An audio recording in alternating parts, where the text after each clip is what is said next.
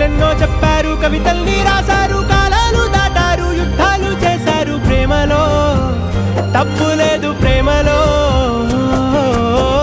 వేల వేల వెన్నెలంత నీదవాలి వెలుగునంత మోయమంటే నేను ఎంత రే.